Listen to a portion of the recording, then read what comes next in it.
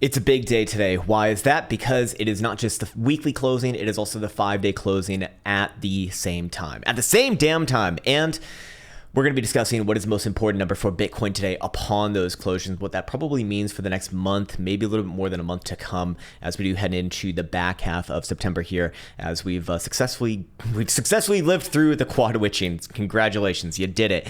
Anyways, other than that, we'll look at, we might take a quick look at Ethereum as well, Mr. Buterals for good old sakes, as a few interesting things going on actually over there.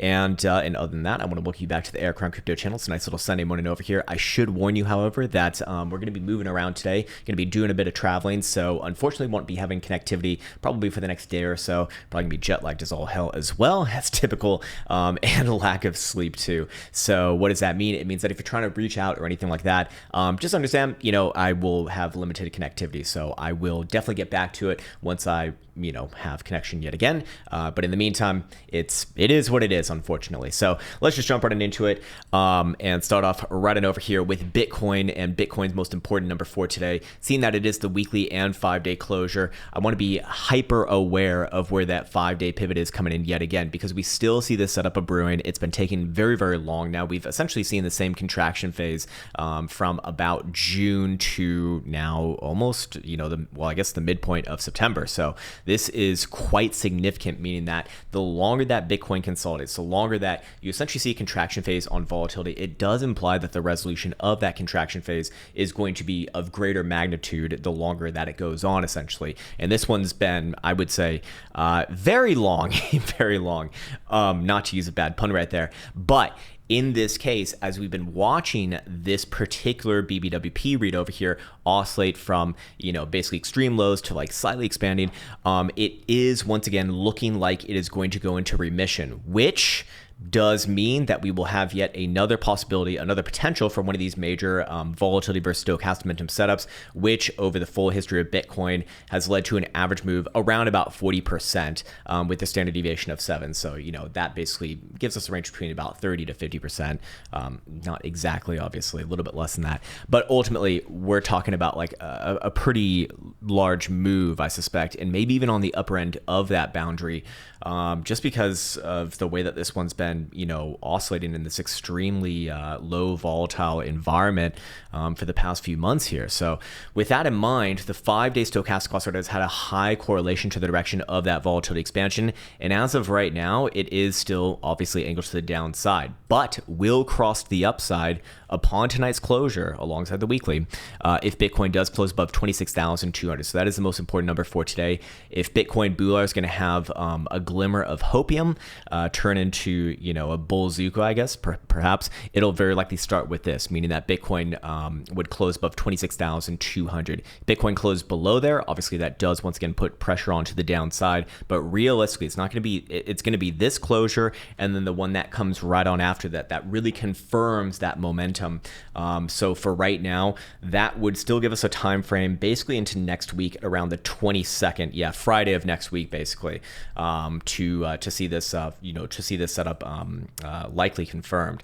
So with that in mind, putting this back on again, we're very likely looking at big moves, and the average amount of time that it's taken for those moves to occur has been just over about 30 days or close to 37 days. So, that takes us into what, basically, mid, maybe even end of October, depending upon when this one does fire off. And again, I want to really highlight that the fact that this one's been, within this extremely low volatility environment for so long does imply that this one's probably going to be, a cut above the rest in terms of resolution. Again, volatility is direction neutral. That's why I like looking at something like a momentum oscillator like this to kind of get bias on direction. So for right now, it does look like the tides could be shifting for the first time, basically since we saw stochastic momentum turn to the downside in July, early July that was. Anyways, now that we've gone through Bitcoin, or I guess we could just go over some HPDR ranges, there's really not much to update with here. I guess the 4-hour range did take another step up, but I don't really trust much over the weekends, especially on relatively lower term timeframes.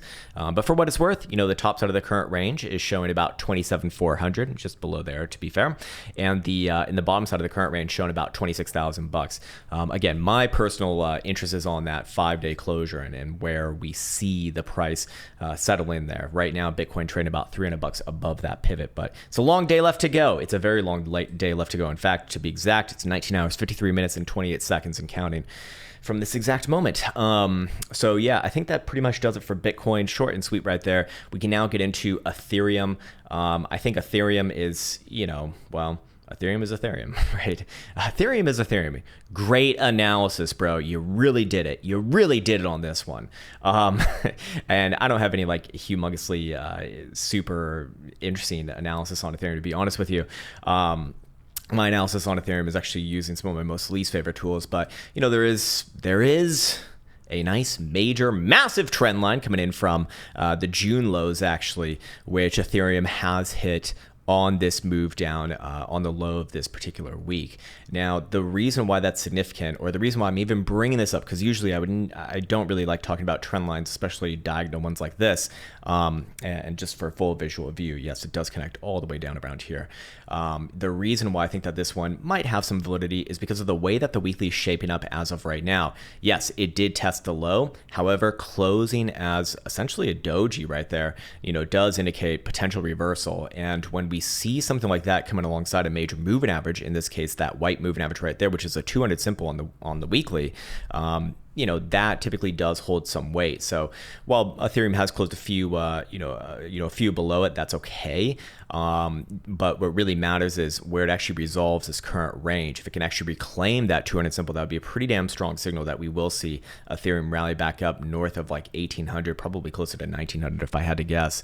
And this would really start to look like that next major low. And if you're a pattern bro, then perhaps you'd be looking at this as you'd be looking at this. Sorry, lack of sleep last night. Just so excited, man.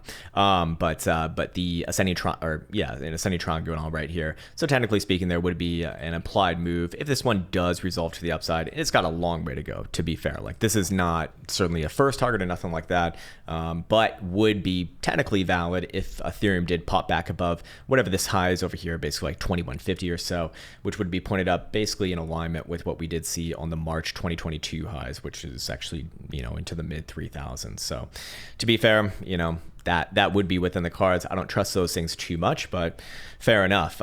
Also of note here, Ethereum has found its current low around the 382 fib. So, you do kind of expect your more stronger lows to come in around a shallow fib like that.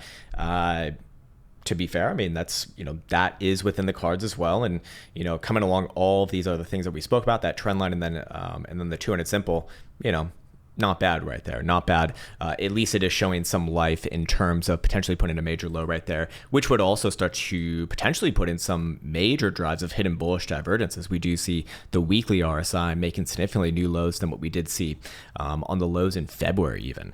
So that would be hidden bullish divergence in this case. And then also of note here, we can go ahead and check out the 5-day for Ethereum as well, closing tonight too. And what do you know? The 5-day stochastic oscillator is also going to have a shot potentially to turn to the upside. This one certainly weaker than Bitcoin, to be fair. The current pivot is 1650, so it is living about $25 below that number, which is significant. So maybe a little bit less likely than Bitcoin, but if Bitcoin were to follow through, then I suspect that this one will get a chance to do the same thing around the next period at Friday. But what's also interesting about this is that we have that same sort of trendline regression, very similar to Bitcoin, protecting these lows that started in June of 2022, connected with the lows over here in October of 2022, and then again in June of 2023. And that was all these major lows right here, as you can see on the chart. Quite interesting. So the most obvious signal would be, of course, if Ethereum closed above 1650 today. That would actually make this quite easy, as that would just be another trendline regression retest and bounce in the same way that we have seen, majorly in the past year.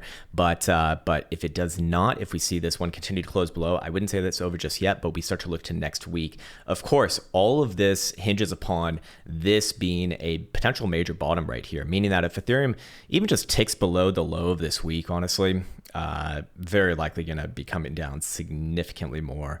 And when I say significantly more, I mean like probably sub 1400, closer to 1300, maybe something like that. But for right now, have to give this, this area as a potential bottoming region. After, let's see, how big was this pullback? Just out of curiosity. Almost 30% right there, so not bad. So I think that will do it for this particular video. I want to say a major and massive heartfelt shout out to all the people showing support, by the way, on Twitter or X or whatever the fuck you call it nowadays, for that crypto fight night post. That's like, it was overwhelming, but also super fucking cool. Yeah, it's time now to train, and just want to say thank you, and we'll be back on tomorrow, same time, same place, maybe a little bit more jet lagged, we'll see, and we'll go from there. With that said, take care, much love, and see you hopefully soon.